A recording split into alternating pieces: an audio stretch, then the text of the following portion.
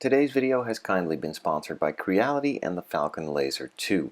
Now I've had this machine for a while now, and Creality wanted to do a follow-up video on this machine if I'd still be using it and what I'd be using it for.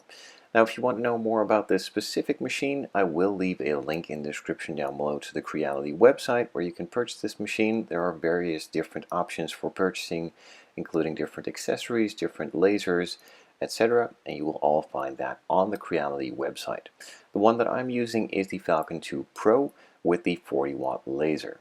Now sadly I don't have the camera system in it, which might be a nice upgrade for the future, but in general this will just suit every single purpose you'd need to use it for. So let's just go over a couple of projects that I've been lately using it for and share my experience with you guys. So as you guys know, I have my Workbench filled up with HobbyZone workspace modules, but you can also create your own, and for this one I will not be doing a full module but just a simple brush holder. I will be leaving a link in the description as well to Smart Future Models, who has a ton of different models you can laser cut yourself, different thicknesses, different sizes, everything you pretty much need. And if they don't have what you need, you can just simply email them. They can do custom designs or alterations to the designs they have available. So feel free to check out those links too. For this project, I decided to go for a smaller, simpler one just to get back in the groove of laser engraving and or cutting, and I'm just going to be making the brush holder for on my desk.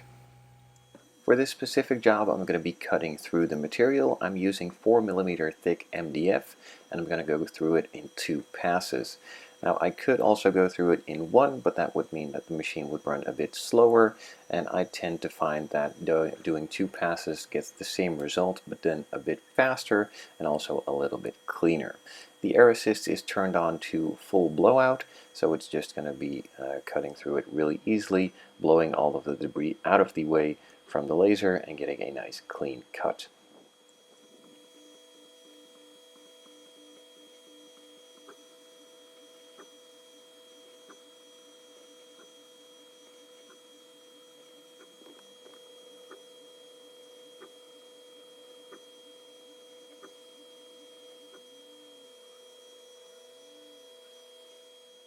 With all of the cuts now completed, the parts cleaned up a little bit, I just fit them together quickly to see how the fit is, and it is absolutely perfect. It does have a tiny bit of play, but that is kind of supposed to be there for the glue to go through and sit in between there, and also have the parts slide over each other.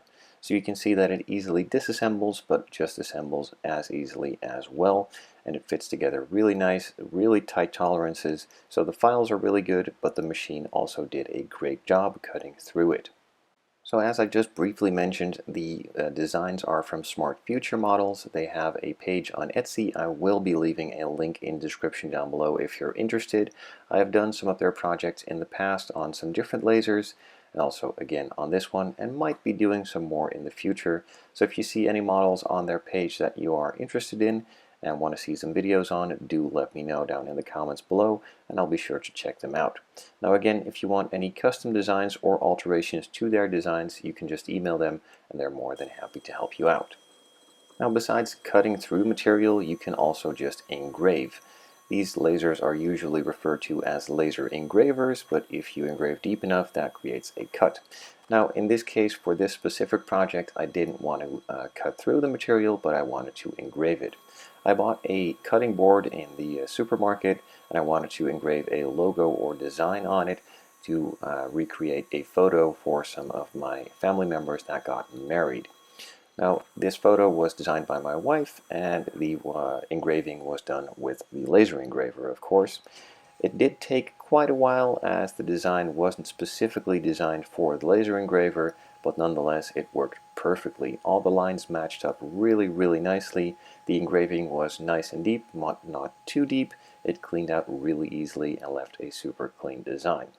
Now for that first cutting board to be finished, that was pretty much it, but I wanted to dress it up a little bit more, so I got a small model car to simulate a just married thing with some cans behind it, but also wanted to airbrush some work on the roof just to finish it off, and for that I needed a painting template with some masking tape. So I stuck some masking tape to some MDF, did the design in Lightburn, and then just cut through the masking tape, not going full bore, going through all the MDF underneath, but just getting a clean cut on the masking tape.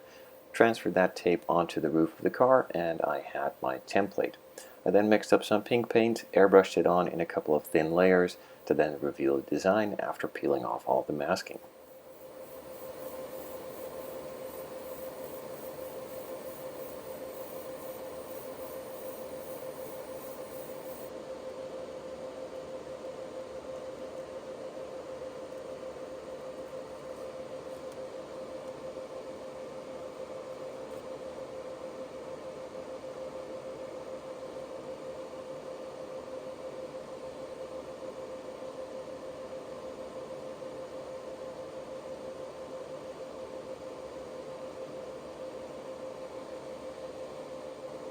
Overall, just a really nice fun project and a personalized gift that came in really handy just in time.